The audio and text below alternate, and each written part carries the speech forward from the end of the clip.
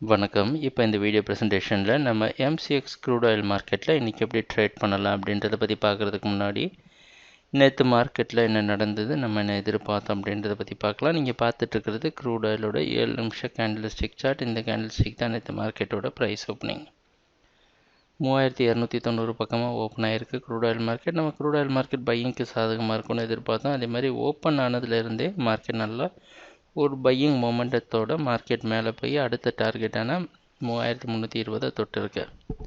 ஆனால் தொட்டதுக்கப்புறம் பார்த்திங்கன்னா அதால் மேலே உடைச்சிட்டு போக முடியல. ரொம்ப நேரமாக அந்த 3320 உடைக்கலாமா வேணாமன்ற முயற்சியில் இருந்து அப்புறம் படிப்படியாக சரிவை சந்திச்சு மார்க்கெட் தொடர்ந்து சரிவை சந்திச்சு 3260 தொட்டு 3277 க்ளோஸ் ஆகிடுச்சு. மார்க்கெட்டோட ஆரம்பத்தில் நம்ம எதிர்பார்த்த மாதிரி நடந்திருந்தாலும் முடிவு பையர்ஸுக்கு சாதகமாக அமையலை. மார்க்கெட்டோட க்ளோசிங் ஓப்பனிங்கை விட கம்மி, கிட்டத்தட்ட முன்னாடி நாள் க்ளோசிங் பக்கமாக க்ளோஸ் ஆனது மார்க்கெட்டுக்கு பாசிட்டிவான விஷயமா அமையல பையர்ஸ்க்கு.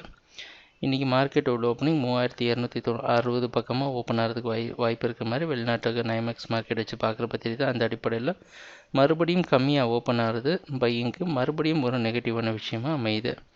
அதனால் இன்றைக்கி கொஞ்சம் ரிஸ்க் எடுத்து என்ன பண்ணலான்னா 3320 வரைக்கும் நீங்கள் செல் பண்ணலாம். 3330 பக்கமாக ஸ்டாப் லாஸ் வச்சு 3260 ஒரு நல்ல சப்போர்ட் அப்படின்றதும் தெரியும். ஏன்னா இது கீழே பல முறை வர முயற்சி செஞ்சுருந்தாலும் இந்த கான்ட்ராக்ட் முழுவதுமே அதால் வர முடியல.